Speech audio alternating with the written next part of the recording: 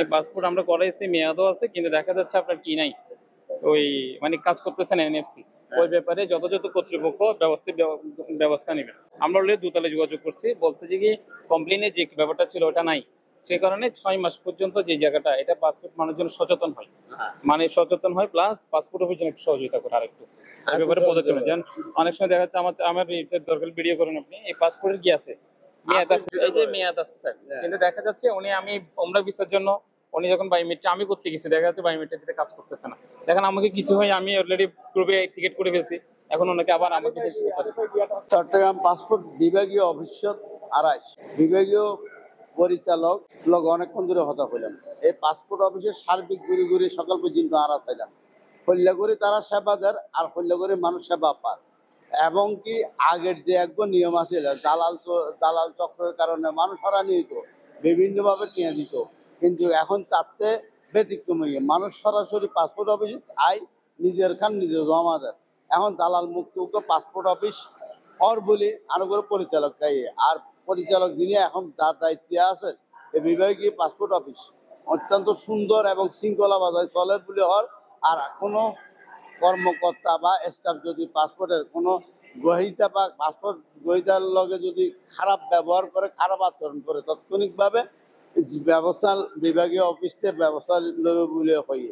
আসলে আমার ব্যক্তিগত অবজারভেশন হলো, যেখানে শৃঙ্খলা থাকে না সেখানে যত চেষ্টাই আপনি করেন আপনার ডেলিভারি সুন্দর হবে না। আর যে কোনো কাজ গোছায় করতে গেলে প্রথম শৃঙ্খলা হবে।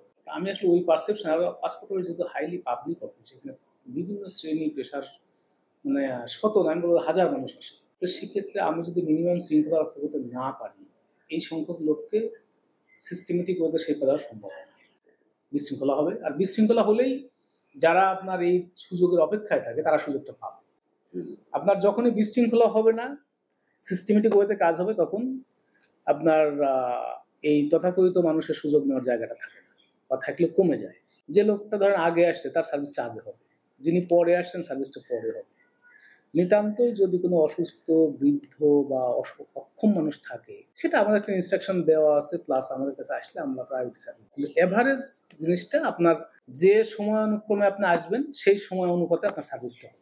আমি হয়তো আমার লোকগুলোর মাইন্ড সেট আপে এক ধরনের চেঞ্জ আনছি আমি বিশ্বাস করি। এবং আপনার আমি বলতে পারি যে গত 2 বছরে আমার সাধারণভাবে আমার কোনো লোক নিয়ে কোনো দুর্ব্যবহার, নন কোঅপারেশন, এই অভিযোগ আমি পাইনি। শুরুতে আমি পেয়েছি, প্রথম যখন জয়েন করে দিয়েছি বেশ মাঝে মধ্যে পেতাম। তো এখন আমি ওই চেষ্টাটা করেছি যে অ্যাটলিস্ট আমার কোনো লোকজন কোনো নন কোঅপারেশনের মধ্যে বা কোনো মিসবিহেভিয়ারের মধ্যে জড়াতে না পারে। এবং অনেক ক্ষেত্রে আমার জানার আগেই ওনারা হয়তো একেবারে প্রান্তিক এলাকায়, সেখানেই হয়তো উনি একটা মানে প্রতারণার শিকার হয়ে গেছে, সেখানেই হয়তো একজন লোকের সাথে তার আর্থিক লেনদেন হয়ে গেছে, যেটা আমার জানারও থাকে না।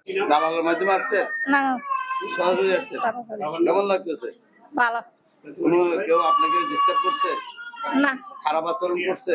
খেললে এমন করি এখন ভালো ভালো সেবা পাচ্ছেন। আচ্ছা, আপনি কোথায় থেকে আসছেন? বাসকার টাকা এখন দালাল ছাড়া কাজ হচ্ছে, দালাল ছাড়া কাজ। কত টাকা জমা দিচ্ছেন ব্যাংকে? 5,000 টাকা, টোটাল 5,750 টাকা। 5,750 টাকা জমা দিয়ে আপনার পাসপোর্ট হয়েছে। আগে চেয়ে অনেক দরকার আছে না? আলহামদুলিল্লাহ, উনি পুরো মতো থাকলে আর কোনো সমস্যা হয় না আমাদের।